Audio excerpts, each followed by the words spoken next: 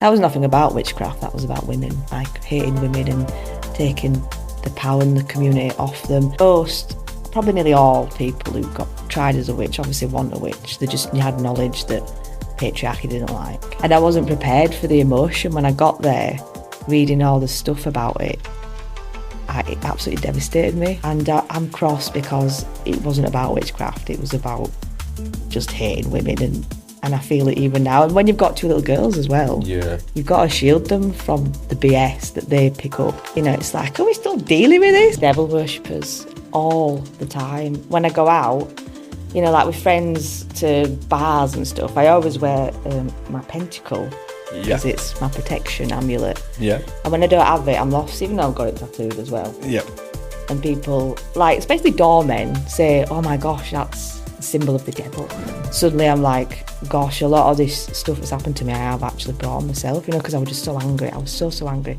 And you're allowed to be angry, you're allowed to feel your feelings are valid, but do not let them consume you. And I was absolutely letting them consume me because I was so cross.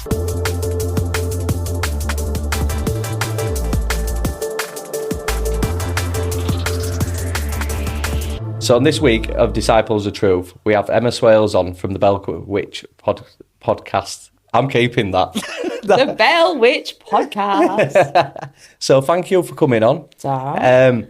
I was just doing a bit of research then, and I thought that I'd test you. I'm joking. I was gonna say how many different witches there are, and there were 23. I kept on scrolling. There's loads. There's way more than 23. What category do you fall in then? Well, I used to say I was Wiccan. When I began, I was Wiccan. Yeah. Now I'm more just a green witch. Yeah. And that's because of the whole gardening, herbal, growing. Foraging and stuff. Yeah.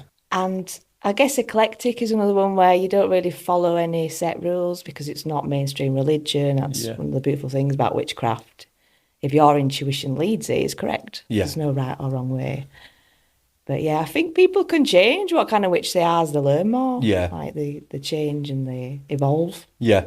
Well, I like that as well because it's like spirituality opposed to religion. It's not confining you in a box. You are free to be many things. It's not like, it's like an occupation where you just go, oh, I'm going to be a plasterer for life now, and that's me. I mean, how boring does that sound though? It's very boring. Just do that. It pays the wages, but it's boring. Yeah, exactly. So what's your biggest misconception of people with witches? Oh, devil worshippers all the time. When I go out, you know, like with friends to bars and stuff, I always wear my pentacle because it's my protection amulet. Yeah. And when I don't have it, I'm lost, even though I've got it tattooed as well. Yeah. And people, like, especially doormen, say, oh my gosh, that's the symbol of the devil.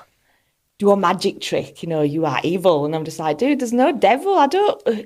Devil belongs to your religion, not my religion. Yeah. And I get that so much. But, you know, witchcraft isn't evil, it's balance. It's like night and dark, good and bad, because that's humanity and the world and yin and yang. Yeah, exactly. So I do get a bit like, there's no devil, this is not Hollywood. But when it comes to it, and just how you said Hollywood there, when I first heard witch, and it automatically went to, what's it called now, the film with the three women? Hocus Pocus. Hocus Pocus. That comes to my mind, and it's always with the wood floor when they're doing all the rituals there, and it does go a bit dark, but I guess that is a lot of people's perception, is what they see on TV. That's what they think it is, and it's quite implanted, isn't it? And it seems quite purposeful to disconnect us from the energies of the land, from healing ourselves internally, because capitalism wants us to suffer, you know. So that's a right rabbit hole. No, I don't mind you talking on. But it's when I was getting more into the spirituality and seeing how things have operated, and I was looking at witches, and they were saying, I know, it turned my mind. I'm like, there wasn't witches. There were people who had knowledge of living more in tune with nature and knew how to use herbal remedies, or live off the land. And the powers that be don't like that, because it means that you're independent. You don't need that hand. But You're if not you easy look at to manipulate, are you? yeah, yeah, You know. it's just like when I watched a film quite recently, the one where it's got DiCaprio and De Niro, and it's got the Indians, and it's showing how they moved in, and they just took everything off them. They were very giving people. Yeah. But no. So what's your take on like the devil then? It didn't exist Yeah, in yeah, like, mainstream Church of England. yeah, They made that up.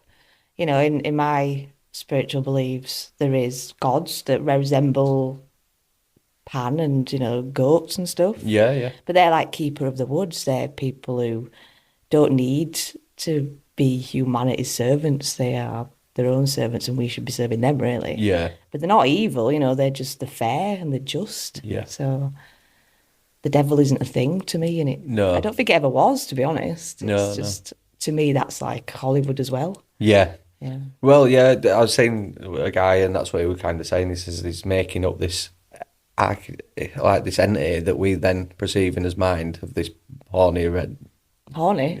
horny. Well, horny You're and right, horny, though. yeah, You're yeah. right. It's all tied, and it's just, and I think they're just lower nature things and the lower mind. So we all have a lower mind in us, and it's which one. Like I think you spoke about it on the podcast that I just listened to, and other people have mentioned it's how you'd use a knife. You can use it to butter bread, or you can use it to stab someone. Yes. It's totally down to your intention and what you want to do with it. I like that. So, what kind of rituals do you have then?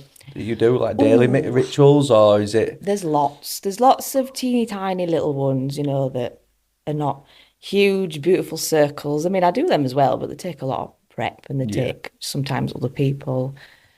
Daily rituals, it's waking up mindfully is a big one. So I used to wake up and be like, oh gosh, like rat run and it's Monday and oh, I hate it kind of thing. Yeah, So it's kind of along the lines of manifesting and creating the day you want. So I wake up. I try not to look at the phone. The phone should not be in the bedroom. I've got a grounding mat, so I'll wake up, stretch, put my feet on the grounding mat, take a few moments to be like, oh, I'm glad I'm awake. I'm glad I'm alive, and all that stuff before you get into looking after the kids. Yeah. Gratitudes on the way to school. I'm very interested now, I'm a witch, in looking at nature and the details of nature, especially this time of year, when all the flowers are blooming. And then there's also me teaching my kids to do that so they have a positive life rather than being down in the dumps. I'm always mindful, sort of asking them, how was your day? And they focus on the negative, and I'm like, but tell me something good. Tell me something awesome. So yeah, there's loads of teeny tiny little ones. Being aware of your actions, what you want out of something, really simple. Like, why am I drinking this cup of tea? Because it makes me feel good inside. If it's herbal tea, it can't be the word. I hate announcements. It's gone. Don't worry about it. Not nurtures. Like refreshes you. Yeah, yeah. Refreshes you. Yeah, inside. nurtures. Yeah, it doesn't nurture you as well. Are you into making herbal teas then? Yeah, I'm not very complicated. I tend to just grow nettles and really obvious stuff we know that we're told were weeds, which are not weeds. No Wales, eh? So I've got nettles in my yard and I'm like, grow, my pretties, grow. I want to make tea out of you. Lavender's my favourite, so I use lavender a lot. So I bake with it and I make tea out of it and I put it in little bags and sleep with it and, put a few in the washing machine and all sorts. Lavender is so versatile. Because I heard you speaking as well on the podcast about how it keeps on ringing true on, like, it doesn't get passed down anymore, this knowledge. I know, like, when I was younger, if me and my brother or someone would bump us leg, my mum would always be like, with Avon stuff, like lavender or whatever, oh, there's this and that, and they're all like, she's a mad witch.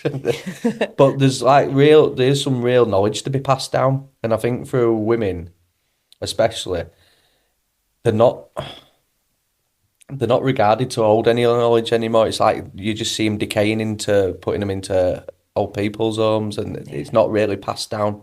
And there's that disconnect, isn't there? There is, yeah. So the crone aspect of life is such a powerful aspect of life. Isn't it interesting that women are not valued as they get older because apparently they can't make babies, but everything else is just kind of like pushed to the wayside. yeah. you know. Because So, like elders in tribes, like in the Amazon and Incas, they say that the women are held to the highest regard because they've seen it all and they know how to. They have the knowledge, so it's always passed down. So they're always held up and looked after. And I look at there's other cultures as well. Asian cultures, they really look after the grandparents. And I think over in West, we kind of throw them to the side and put them into homes. And I've seen it starting to change a little bit now when we're working on new housing sites or whatever. When the siblings go and buy a house and they'll put a granny flat at the bottom of the garden, just so they're closer and they can be looked after. Flat. A granny flat. I like that. but just so they can be all closer together and kind of not just divvy them off to the side or maybe turn up on a Sunday and give them one visit. It just keeps it all a bit nicer, doesn't it? Yeah, and as our relationship with aging is really toxic, you know, and I make a big effort to not be like, oh, I hate my wrinkles and stuff. It's like, it's amazing that I'm still here and alive. I mean, my mum died when she was this age I am now. Wow. Quite extreme illness. So I'm really grateful that I'm well and I'm live and kicking. But, you know, women are told you need this beauty, you need that beauty cream, you need to dye your hair, you can't have long grey. And it's not fair because, you know, men age and they're like silver fox. You know, oh, look at those silver highlights. Whereas women are like, oh, she shouldn't even dye her hair. Yeah. So it's so unfair how pushed down we are. I hate it. It's like put into boxes though, isn't it? And it's like you see everyone now going around with like the duck lips, and if they're naturally fair enough, but why are we all wanting to look the same all the time? I just don't get it. It's no one wants to live their authentic life and I always like that where it goes back to if you are a soul and you picked this body that you're in, you picked it perfect. You made that choice. Whether you believe that or not, I think it's a good way, well-rounded, like to go, yeah, I'm not the most handsome person in the room, but I picked me for a reason. So I've got to kind of honour that. Why would I want to change it? Yeah, you can maybe build muscle and change it in certain ways like that, but why do you want to go and, I don't know, overdo it, change your natural features? You got to do it for yourself, really. If it's for yourself. Yeah. But if it's for other people, don't do it. Yeah. Just do everything just to make yourself happy. Yeah. Well, you've got to live with yourself, haven't you? That's Exactly, the main one. Yeah. What's the difference between like white magic, black magic, and is there another one as well? Well, I think the white witch thing is from sort of 70s and 80s. I think it's just a term. I mean, I say I'm a green witch, not about my magic, about what I work with, you know, like the earth and stuff. But magic can be anything. It can be good, it can be bad. Yeah. Very rarely people are just like, I only do black magic. I mean, I couldn't even live for myself doing any magic like that because, you know, I think being a witch, you gain a responsibility, you know, and an acknowledgement about your actions and especially your words, what you say to others and yourself. Yeah. You know, it all has an impact on your life, and you can't just be like, oh, I've sinned, God forgive me. You've got to actively make a difference. Yeah. And so it is just the magic you use. I mean, you know, it's like you can have a good attitude or a bad attitude. You can do good magic or bad magic or balanced magic. Yeah. You know, I mean, you asked me about doing spells on people. Just the way you termed it made me quite uncomfortable because it's like I wouldn't do anything on anybody. Yeah, yeah. I do things for people to aid them in what they want from life. Yeah. But it is very much, I made you this thing, here it is for you. Yeah. You use it how you need to use it. I like that. Yeah. Because the only way that I do, what if you say it's casting spells, I don't know. I think it's just intention, like send blessings to people, especially if like they're struggling or you can see someone's going through something. Just putting a bit of intention with a meditation or a prayer. It's insane sometimes, and I'm not saying all the time. I think the universe can feel if there is that neediness that you want that something to come back out of it. But I've said it before. It were about someone. I'd sent some blessings who were going through a rough time, and my body lit up like I were on ecstasy, like the whole. And I didn't know what the hell it was, but it was just. I think it was just a sign of that love that you were giving out and the intention behind it, that it was pure. So you got a pure feeling back. But I think everything is intention, isn't it? Absolutely. Yeah. And a lot of us just, I know for me, we go on autopilot half the time, not using intention, just going through life and not being present with it. And I think the awareness to bring to your children, like, well, that's what we do with the gratitude. Tilly's not old enough yet, but Archie, we ask him at the end of the night, is like, what's your 3 best things that's happened today? So it makes him like aware to look out for it, rather than just, I know we all say, oh, if you had a good day, you had a good day, and it's just, they'll give you the same response back, don't they? That is witchcraft, though. You doing that is, I believe that's witchcraft. What is it, asking if the gratitude? Yeah, looking at the positives and, deciding what you're going to focus, because, like, what you put your energy towards gives it a vibration. You can higher your vibration or you can lower your vibration. Yeah. And it is a harsh pill to swallow when you're depressed. I mean, there's a lot more to it than just think positive thoughts. But I've been depressed most of my 20s because I was upset with my life before I started calling myself a witch. Yeah. And it's your ego that makes that decision before you even decide the kind of day you're going to have.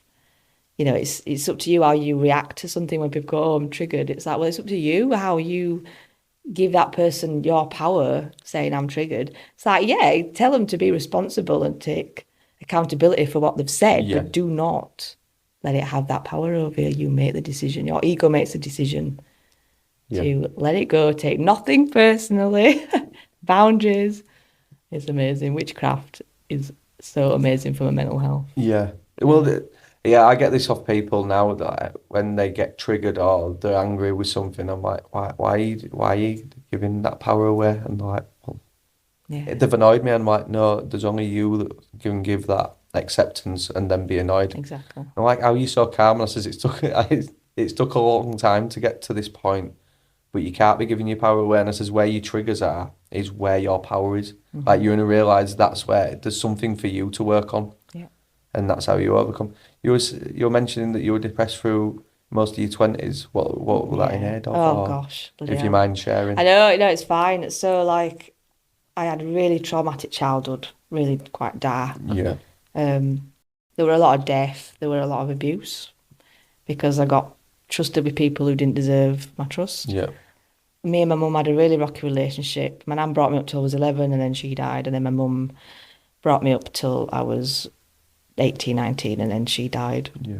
So my mum was a really good spiritualist, actually.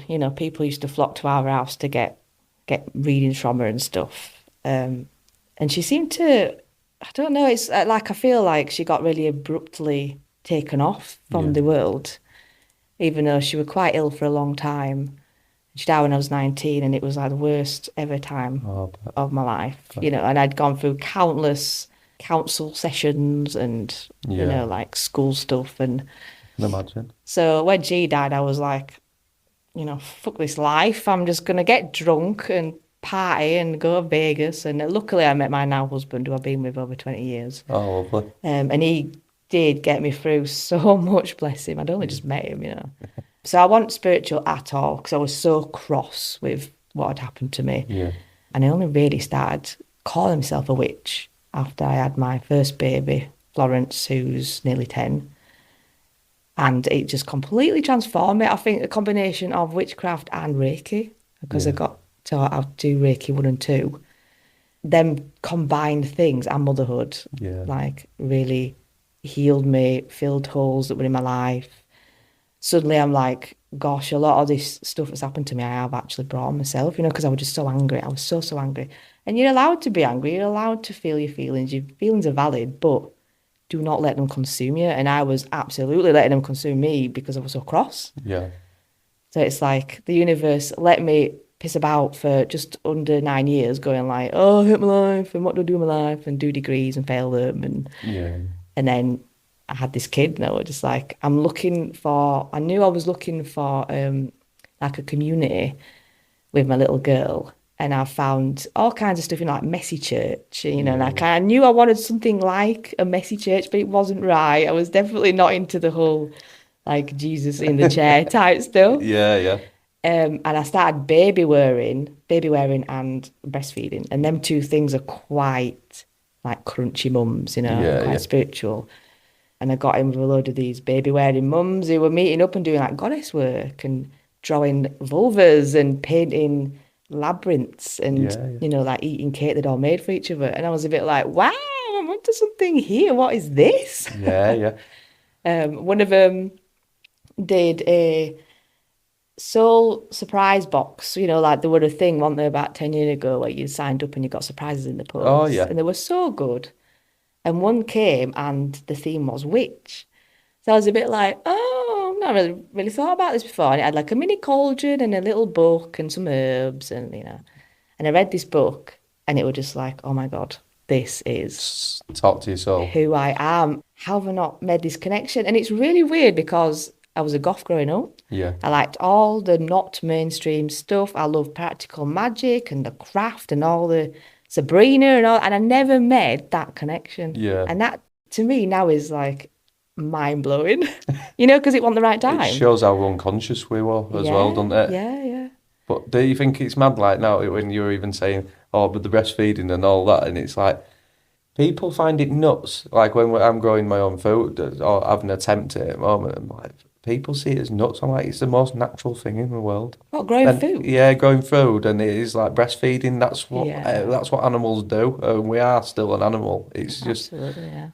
But I think sometimes where the breastfeeding and people go into bottles, and I think this is an attack on women. And I'm not saying women should stay at home and just deal with the kids. I'm saying that is a big enough job and enough role. Yeah. They don't need it. Yes, if they want to go to work. But so many women talk now, is like, when you say, what do you do? And they're like, I have this job. And it's they downplay it because they feel they have to. It's an hard one, isn't it? It is.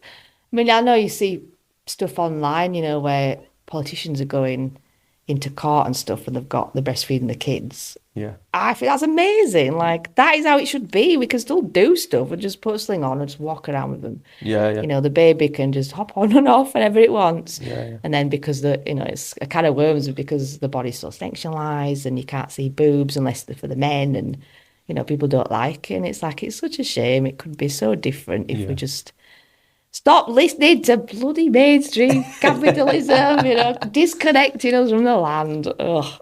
What's the most ideal way that you would look at living, if you could? Or are you living that at the moment? I'm getting there, yeah. I'm so aware of myself and my impact.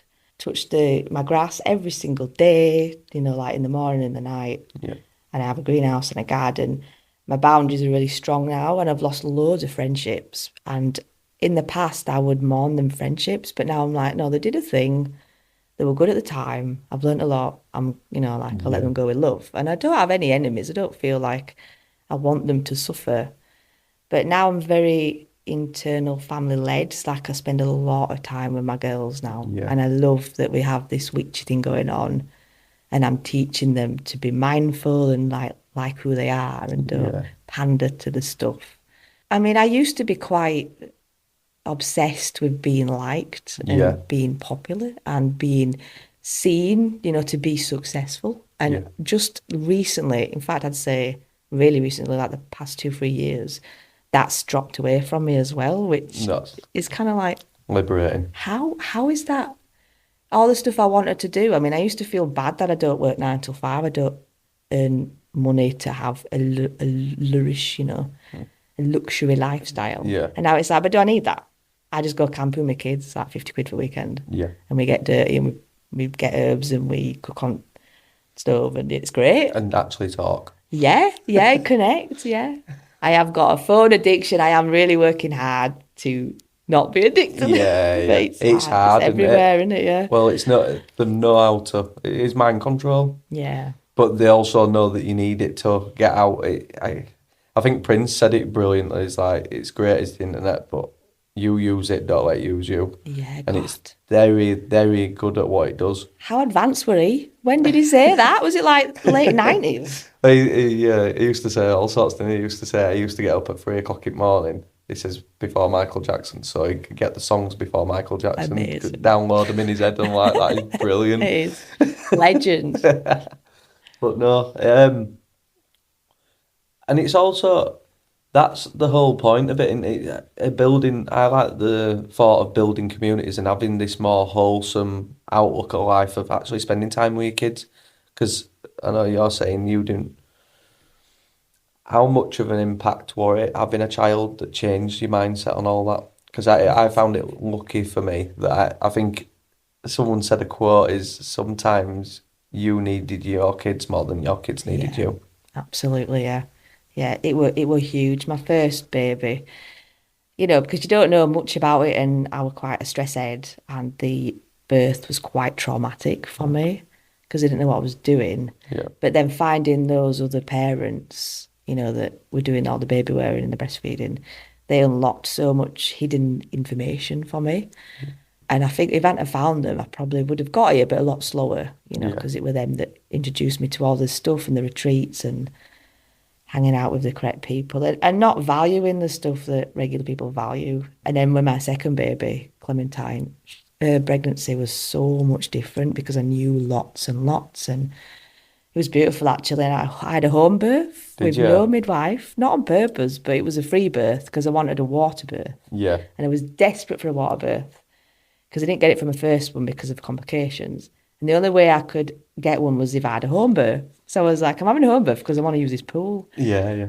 And it was so beautiful, like the whole pregnancy and the birth, you could feel all the changes and the gradual. And I find that amazing that I could do that on my own and I wasn't scared and I was in control. Yeah. I mean, my husband was with me. Is it just you two who were there as well? Yeah. Oh, cool. Yeah, my little one, grandma and granddad were staying, but they were in like a separate part of the house. Yeah. So it was just me in my bedroom, like a little nest. Yeah. Hiding away from the world, skin to skin. Nobody interfered, and I was like, I don't want any horrible like stretch and sweeps or don't touch me kind of thing. Yeah, yeah. And of course, if there was something wrong, I feel like I would have known, but I would always accept help. I would have got blue lighted in if something was wrong. Yeah. But it's one of the most massive achievements of my life is having a free birth. Yeah, I love it so much.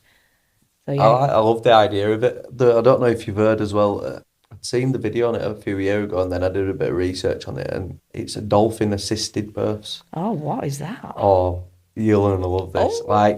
And this is there were a place out in Hawaii that were doing it. So it were netted off. There were plenty of dolphins in there, but it's obviously sharks couldn't get in or whatever. And when they were doing the dolphin-assisted births, every patient, every woman that went in there said it were painless, absolutely painless, and they'd swim round them, creating like a vortex. That's amazing. But the children, not only was it painless, these kids were coming out, they were having higher IQs than any other kids. Mm-hmm. And then it all goes back to, and I'm fascinated by Atlantis. And you think the sacred art, then it said it's like the sword, I need to get this right. So, what is it? The sonar waves that they're sending out. So it plays through the frequencies, it must play an impact. But then they banned them all in America, and the government came and shut it down. And there were never any fatalities, there were never any problems. And it was something that fascinated me because I said, we've got two, and I'd like another one. I said, could we ensure you're not getting me in the middle of the sea? But I've been desperate to get someone on the podcast and speak about it because that is amazing. But it's been hard finding them. There were a couple from UK that have done so. Oh wow! But it was just an interesting topic. Yeah. I mean, water in general is just so healing, isn't it? And so emotional. Water birthing was definitely the way to go for me. It changed so much about my labour. There wasn't no pain, not like the first one, which was hell on earth, in hospital. See, ours wasn't too bad, but even looking at them, they're not the nicest places. There's even a smell of the hospital, and it's not. I don't know. It depends on the hospital. It really does. Yeah. There is some birthing centres that specialise in water births and beautiful music and beautiful lights, but there's not many of them, of course, because they're expensive to run. Yeah. So when did you? So is it as soon as you had that gift that you knew that this is the path that you wanted to go on, that being a witch? As soon as you read it and it dropped in, what were your next steps after that? Or did you go full on I did go quite full on because I had this little cauldron. I was going to use it. Yeah. And I just started noticing patterns in my life, like things that if you open your mind, you do see, you know, things that keep cropping up. Yeah, yeah. And I knew a lot already in terms of like tarot and mysticism and the way my mum read for people. So it wasn't like a brand new, you know, I'd always known of like the spiritual realms and stuff. I mean, she'd never have called herself a witch, of course, but because it was really different back then. So it wasn't too hard really, because I had a load of stuff that I'd inherited from her, you know, crystals. And I remember Googling Leeds witch, thinking there must be a Leeds witch I can learn off. And amazingly, as I Googled, the Wiccan lady, who was like my mentor, was on the road in Harrogate at a gem festival or something. At the time I Googled, and I was like, wow, that is incredible. Jump in the car, get my ass over there, talk to her. And then she was telling me what, everything she did and all that she sold.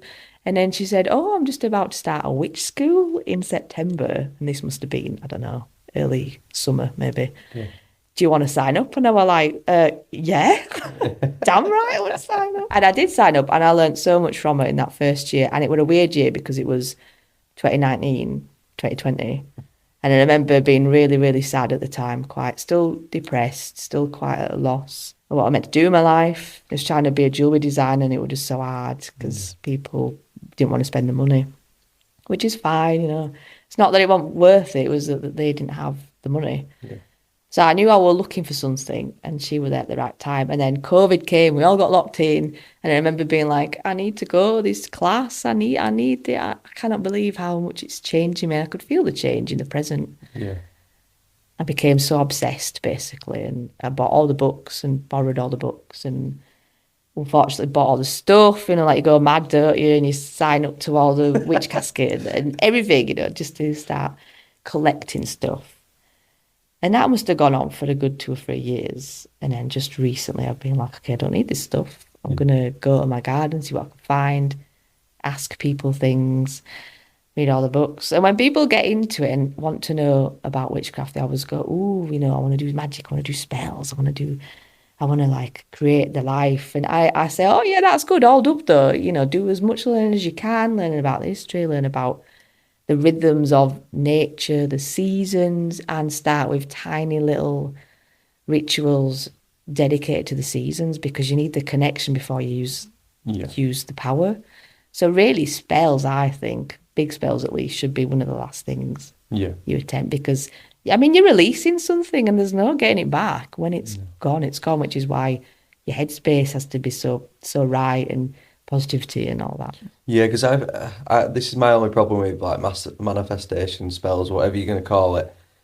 We ask for certain things that we think we want at that moment in time, and we don't want that. We're not even built up to the person that we want to be, and it's like, I want the X, Y, Z, and it's like your soul don't even want that. Exactly. You were naturally give up, and I do it with a divine, whether it's my highest self, whether it's part of the universe, I don't know what it is, but I'll just say, guide me to where I'm supposed to be of service. Get out of my own way, because if I know once you're in service, it's your highest calling anyway, so it's better off than what I potentially think. Where like FOMO, you know, people get FOMO, and it's like, don't get FOMO because you're not there, because it's not meant for you. Because you might have a good time, but the ripple effect along the line might be different. It's not meant to be, and it's taken me a long time to get over FOMO. I'm over it now. I stopped when I was wishing that I were out, and then when I went out, I don't having a good time. I'm like that. So FOMO died off quite easily for me. So what is it like? So when you're casting spells or praying, do you pray then? Or is it? It is praying. I don't call it praying, but it is. I have an altar. I visit it. I have 2, 3 altars now, but 3. I have got 4, a lot. I've got an outdoor one. I've got a big one, and I've got a little bedroom one, and that is my anchor spot for spirituality. I go there and I call them, you know, like the goddess and god energies. So they're not necessarily even deities. They're just, I believe, earthly energies, vibes. I've always got a dialogue with them. So you know, a few friends say, oh gosh, I'm worried about this, I might be made redundant, can you just have a word? And I love that. I'm like, yeah, I will have a word. I'll light a bit of incense, I'll ding a bell, I'll, you know, ground and breathe and just have a chat and see what they think, not necessarily changing an outcome, but, you know, just asking them to be gentle. Yeah. Do you get the voices back then talking to you, or do you get it through tarot, or or you just kind of leave it at that and let itself work itself out? It's a If that makes feeling. sense. I get feelings, I get vibes, I feel Yeah. stuff in my bones. I don't know if that's just instinct Yeah, or yeah. because I'm a bit more plugged in than I was before. I don't necessarily hear clairaudient, but I do get just like a general gist or a vibe or a feeling or a doubt or Yeah. stuff like that. I mean, I do a lot of sigil work. My main spell service is personal sigils, which are kind of like runes, but made, entirely on their own, unique. And I get ones for all kinds of stuff like protection, selling a house, passing exams. I did one recently for a house sale, my second house sale, and the last really, really, really wanted to sell this house really quick and buy this other house. So I did loads of work, and I knew it had been sent out and it were working, but she were always messaging me going like, this house ain't coming, what is going on, and I could feel her starting to doubt, which is never good. Never doubt the magic. But I was saying, there's a blockage somewhere. Something's not right, the universe knows what you want, but it's not what you want, kind of thing. I didn't hear anything for ages, and then just last week she messaged me saying like, oh my gosh, we sold the house, you said you worked. The house I wanted, not actually the house I wanted, because I wanted this house, wasn't even built yet, didn't even see it. Saw this house, put an offer, sold. And I was like, there you go, then that was the blockage, because, universe were like, no, not this one, this one. Yeah, yeah. But you hadn't seen it, so. It's funny how it all works out, isn't it? It is, yeah. So what's your take on it, like with the deities, and like what do you see it as? There's a creator of this universe, or what's yours? Ooh. I know it's a deep sort of question, and I don't have the answer. When people come up to me and they ask me certain questions, I'm like, my kind of thing is, I just see it as the universe. Yes, there has to be a creator at some point. I don't think it's a bearded man in the sky. No, that's it's not my a bearded take. man in the sky. And when I pray, I just think it's the highest version of me. I'm kind of talking to that. But everything else, I feel like when I've thought I know something, I know fuck all. So yeah, I know. Yeah, always. But it's always nice to hear other people's. Yeah. I'm not saying listeners that we know all answers. I'm not saying that. Nobody knows all the answers. It's just nice to hear other people's perspective of what they believe in. Yeah, well, there's definitely the universe, which is the worlds, the outer space, all the energies that work together, the seasons, Gaia. There's a lot of deities in lots of different religions that witchcraft borrows, respectfully. Different deities have different expertise and different strengths, and you call them in. And they're historical. I mean, like generations of peoples from all over the world have known something and recorded it. And something's got to be there for it to be recorded, right? And so when you believe in something, it gives it more power, I believe. Yeah. And I think, different religions I think a lot of them have the same beliefs, but they just call it different names, like Allah and God and don't know who else there is. But it is the same thing. It is the same being, the same energy. It's just they use a different name and a different metaphor. So it's like changed to another deity, isn't it? Yeah. Because I think they said that they're all like Krishna, Jesus.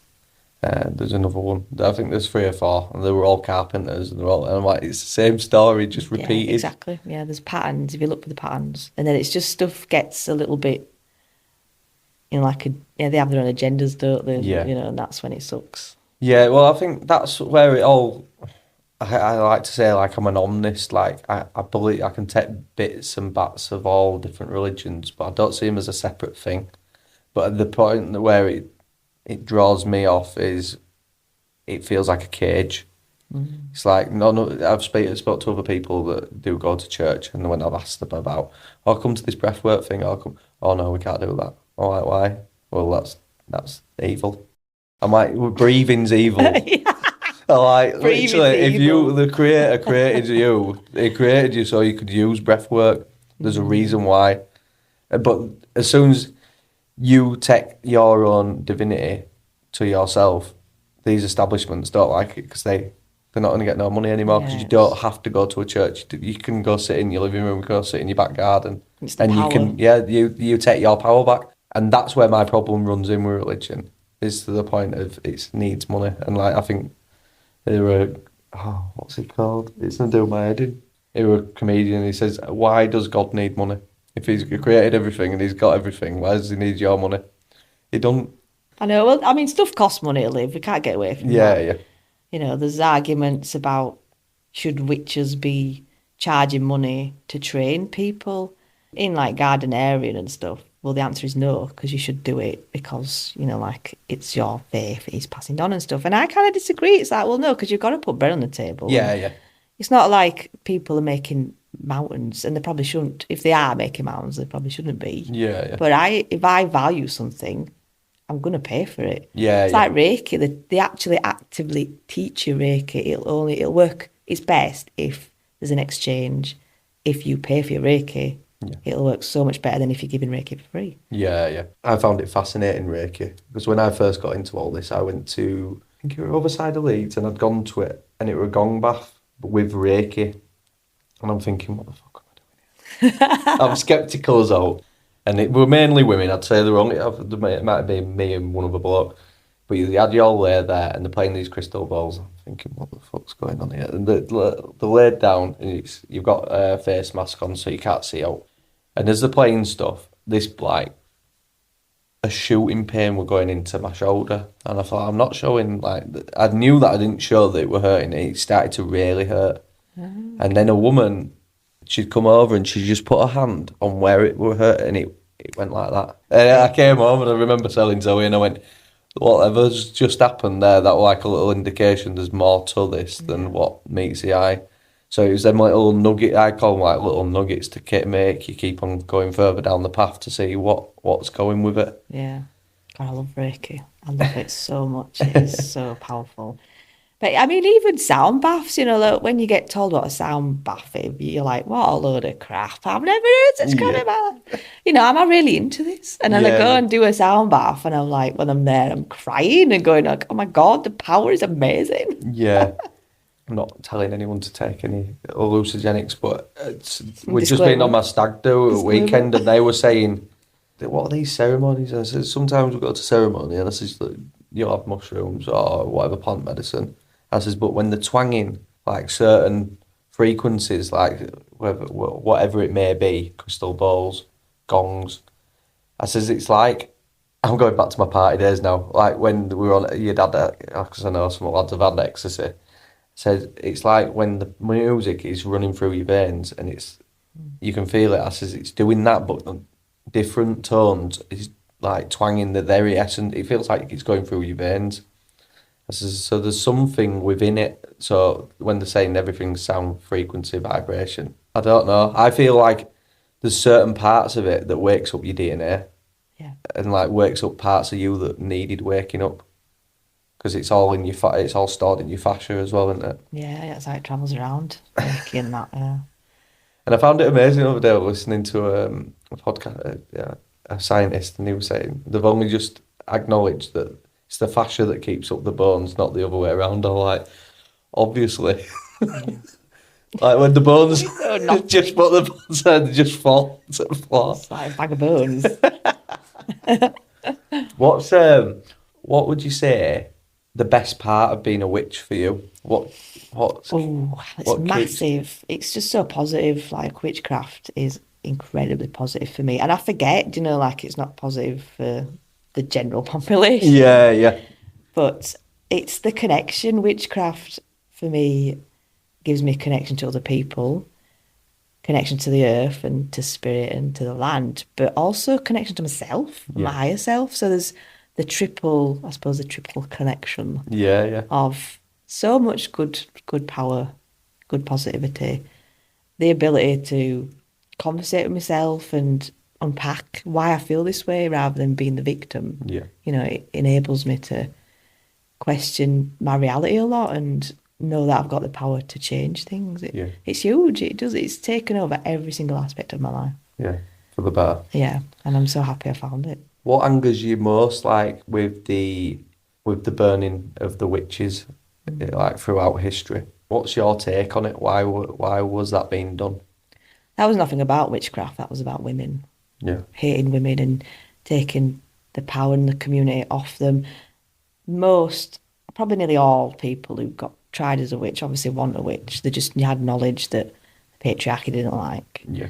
I remember going to the spoon exhibition, you know, the memorial spoon. Oh no, what's that? It's really cool. It's a travelling exhibition, and it's you ask for a little spoon on cloth, and you get a witch or who was tried as a witch, and then you draw or create a design around this spoon, and you send it back, and they create kind of like a bunting of the spoon. But because there's so many, so many, the bunting is massive, and it fills a room, you know, like all over the place. Yeah, yeah. And every single piece of cloth is a woman, like represents a woman. I went to Pendal Hill to see this, which was quite a big deal in itself. Yeah. Was it last year before? And I wasn't prepared for the emotion when I got there, reading all the stuff about it. It absolutely devastated me. Do you know, this woman came over to me and was like, I know you get it. I know you understand it. It's like, I cannot believe how big a deal this was. Yeah. And I'm cross because it wasn't about witchcraft. It was about just hating women. And I feel it even now. And when you've got two little girls as well, you've got to shield them from the BS that they pick up. Yeah. You know, it's like, are we still dealing with this? Oh my God, you know. So I'm always a bit iffy about the witch wound and we are the granddaughters of the witches you tried to burn and stuff. It's like, well, it's not really right because they weren't, honestly. Probably like 90% of them weren't. Yeah. You know? Do you feel like, what's the next step? Because obviously with witches and getting burnt at the stake and then throughout history, there's like a suppression of, I think it's information that people want to tap into that's outside of themselves, and they're actually making better of their lives. Like you're saying, it's had such a positive impact of you taking your power back and seeing there's many other outcomes other than mainstream narrative. This time, it seems like everyone's finding out in their own little ways in a collective. And what do you think capitalism is trying to get a hold of, and how they're going to go about it this time to try and silence? Or do you think do you think the genie's out of the bottle? I think we're on a pivotal moment. Yeah. I think it could go either way. There's like the 5G and stuff. Yeah. And I think we need to make a decision not to be competitive. Like, everything is about being competitive. And I talk about this all the time on my podcast. Like, I'm not your competitor, you know, there's plenty of room for success for all of us because I'm not you and you're not me, and we offer different stuff, and we can both do Reiki. We can both do Witch Podcast, but there's enough people out there for us all. And I think if that were to change, just that thing completely, it'd change massive amounts in terms of capitalism. People go, oh no, I can't do that. It's somebody already out there, or it's my competition. And I go, no, reframe it for you. Yeah, it's the abundance. Yeah. Once you realise the enough, I'm quite competitive. When I started the podcast and all this delving into spirituality, it dissolved a lot of that anyway. Because it realised there was a massive shift in knowing that I ain't going to do it by myself. I need to collaborate. Yeah. We all need to collaborate. And I think that's where you see where they're using avenues, whether it be in religion, race, creed, sex, whatever, they realise if they can divide us down and no unity, they can win. They have a good chance because it's divided in numbers. But if we all stand tall together and realise that there's enough to go around, we're all taught that there's a lack of everything. Yeah. And it began with burning times. I think that was one of the biggest beginnings of it, like of pitching us against each other and dobbing each other in it, you know, for their own survival. Yeah. I mean, it's not like that now, you know, it's not quite as extreme, but that's why it's worse with women because of that. They touched on that with COVID though, didn't they? When they were saying, there were people dobbing each other in for having gatherings or whatever, and then you're looking at the very top of it, they were doing it themselves. The empowerment. Gosh, yeah, but you're like, you look at how they did it there. They made each other dob each other in, and it's always through fear that they do it, and it really pisses me off, to be quite honest. Yeah, no, for them. It was so extreme on it because the posters were like you're killing people if you go out and have a life. Yeah. Where they're drinking champagne in gardens. Like, you what? And then you'll see in Ascot and stuff, race courses, Oh my like in the God. top It of was, tiers, it was mad. they're allowed to do what they want. And I'm like, it took a lot of people, didn't it? Well, there's still people that haven't woke up from it, but God, I can't believe we lived through it. It was only 5 years ago, and it feels like time's flown, isn't it? it's mad. A lot of that is though because we're distracted. Yes. On the screen, people go, "Oh, there's a time slip," and I can feel time's not the same. It's like time's not the same because you're not aware because you're like this, and I'm the same too. I'm not calling anybody out. No. That's why time's going quick because we're not noticing. We're not in being the present. Yeah. Yeah, jinx. Yeah. And my idea is, I want to get to the point of just having a normal, go back to a 3310 or something similar. I just love to, and the people go, "What you want? What about photos?" I'm like, "Well, I'll take a camera." Yeah, just go back go back to a camera without a screen. Camera without a screen. And I says that it's once it's that cognitive movement of like, and it's I don't know. It seems, and I don't want my kids to be having them. I just don't. I think they're dangerous. I know you can use them in great ways. You can, but it's gone past that. Yeah, we depend on them too much. It's become the weapon, hasn't it? Yeah, it's like these are silent wars now, and I think we've had the discussions of you don't know what a lot of people are guarding the kids and they know what's going on in our world. As soon as they pick up one of them things, you don't have a clue what they're doing. Yeah. I was at a teacher's house the other day, and he said, he's quite glad that he's seen what these kids. How they operate, because he says they'll tell them all secrets of how they get around what the parents, the blockages and stuff they've put on. He says, I'll be quite equipped for my kids having them. I'm like, it just evolves so quick. I wouldn't know. I struggle to send emails. I'm hoping there'll be a movement with my kids' generation, the alpha generation, where they actively refuse a phone. I mean, it's kind of already happened with the generation before them with alcohol. So many young people don't drink now. Not like we used to drink when we were young. No. Like, it used to be all about drinking when we were young and underage. My nephews, they're teetotal. They're like 21, 23, don't need it. And I always go like, well, how weird is that? But it's brilliant. But I was saying this other day, like, how do you do it? And it says you don't need to be a mini little Hitler like with food going, you can't eat this, you can't eat that, you can't eat, don't drink that. Bring the awareness to it. So like when you at a family gathering or if you're out, I don't know, wherever you are and someone's been drunk and disorderly and your son or daughter asks, make them aware that they're drunk. And the more that they see these people doing that and they'll go, why would I want to be like that? Why would I want to be falling all over the place? But it's glamorised. I think it was glamorised that It was definitely. It were always the fun people were having it, and I think it's just changed. Yeah, and I think it is bringing that awareness to it. Don't be going, oh, I don't know. You see parents, and I probably did first with Archie. It's like, oh, mucky beer, like holding a bottle of beer when he's 2 years old or whatever. Not that he's drinking it, but you're like, because it's fun. Yeah. And it's how you bring them up to see certain things in certain lights and give them that awareness. Yeah. Is a powerful thing, isn't it? And alcohol really scares me now. I mean, I do drink, but only a glass, maybe once or twice a week with my tea. Yeah. I don't really go out and drink anymore. I go out, but I tend to take the car so I can get home cheap. Yeah.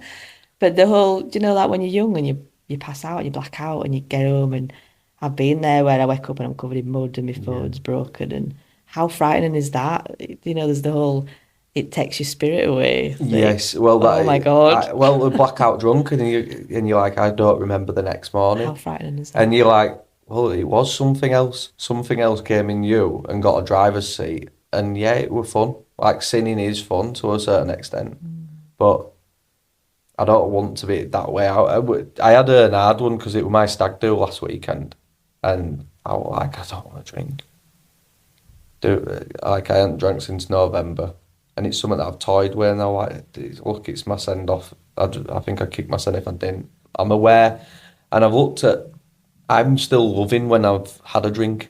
It's only when you've been triggered and stuff that you can be nasty. So I think allow yourself that time to, if you do want to delve into it, do it in the right manner. Don't let it maybe be every weekend or something where you're losing this awareness of being present. Now when I have it, I think because people have been around me, like, didn't realise how tired and stuff you are for days on end. So it does take a toll, but I think Hayley, when she came on the other day, she was saying, even when they do a toast here, when people do a toast with champagne, it's to toast a part of them to give to you. It's a ritual in itself, and I never knew that. I know it makes sense. Oh, let's do a toast, because you're sacrificing a bit of your presence within that moment to the alcohol, but it's a gift of love. Oh, I like that. That's witchcraft. I mean, I put stuff on the altar like that. Yeah. Toast for the goddess and god. Yeah. Bit of mead. Yeah. That's cool. Is that, I like that? Have you ever been down to Stonehenge? No, but I'm going this summer. Oh my God. It was so good. You'll love it. The holiday of my life. It's a big deal because I'll be 40. Yeah. And my mum didn't make it to 40. I'm going to talk about this. No, talk. And Expand. My last holiday I had with my mum was there in Cornwall. Really? Down that way. And we went to Land's End and had a picture with the Land's End sign. Yeah.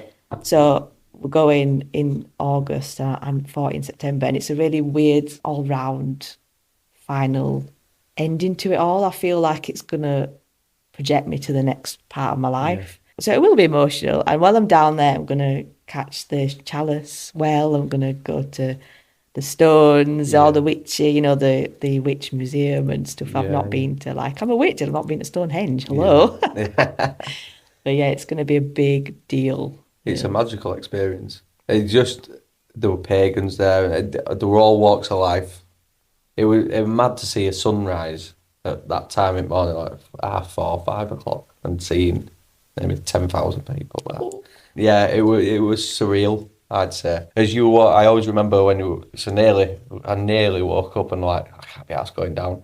No, you've come down, you've got to totally experience this part. So as you're going down and sun's coming, dawn's happening, and it were all fields. It was beautiful. Amazing. It was really beautiful. I can't wait. Are you taking children? So yeah, it's a family holiday. Yeah, because that's what I said. I went with boys. I think there were 5 or 6 of us. But we all said we'd love to take the children down because they were all just playing and it were nice. Yeah. I love to share my witchcraft with them. Yeah. They're a huge part of my life now. And even parenting, you has the whole mummy drinks and mummy, why does mummy swear? And so hard being a parent. I mean, yeah, it is hard being a parent, but we signed up to it for a start and it's not their fault. No. You can have your feelings, but be aware of your impact and how you portray yourself and the word you speak, because they have power. In my mind, it all connects back to my witchcraft and my belief. Are they taking much of an interest into witchcraft then? Not my little one. My little one's only 6. Yeah. My 9-year-old is quite interested now, and she makes black salt with me. Yeah. And we do a spell, just a simple thing about being connected as mother and daughter. And she likes to be around the fire. We love camping, and we do little rituals when we camp. And there's no screens or anything when we camp because I do proper grassroots, like compost toilets camping. I don't do any of them shower blocks, internet stuff. and I think she loves that. When she's sad, she'll go, I'm just going to go outside and do some grounding. Yeah. And I love that. How amazing is that, you know? And she'll help me weed and pick some plants she knows she can eat and nibble them. And do you go foraging then? A little bit, yeah. Yeah, we do with wild garlic. We've had a lot of wild garlic recently. Yeah. Lots of soups and stuff.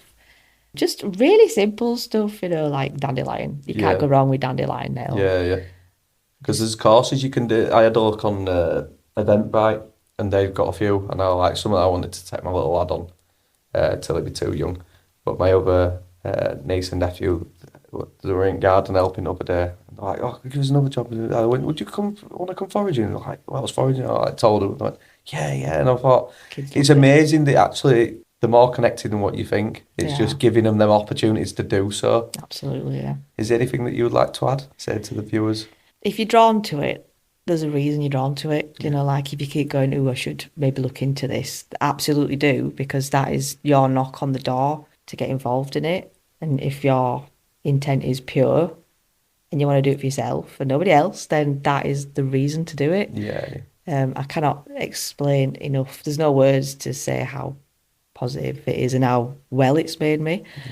And also podcasting as well, weirdly enough, that has made me well because you use your voice, like Saw's energy, speak your truth, and the act of doing podcasting manifests stuff. Yeah. So that's magic as well. Yeah.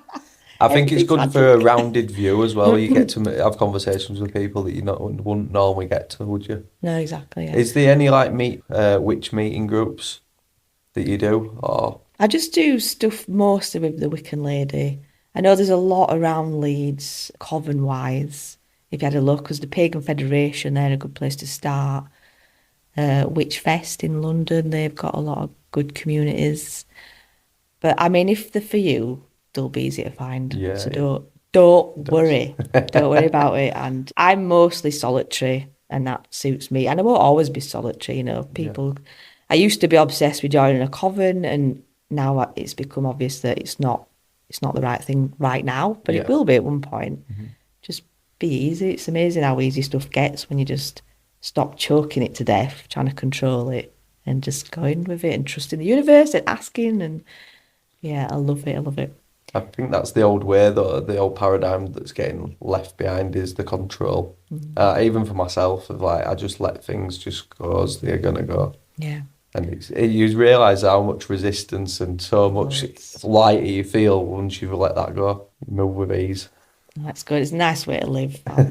I'll live a long time because of it, which is good. It wasn't like that for the most part of the beginning of my life. Gripping onto a roller coaster. Exactly, yeah, for my dear life. Like, shouldn't even be on this roller coaster. I want to be on that one over there. Yeah, exactly. Missing out. And yeah, listen to the Bell Witch podcast. Yes, definitely. Give it a listen. We'll put the link in the bio. Thank you very much for coming on. Thank you.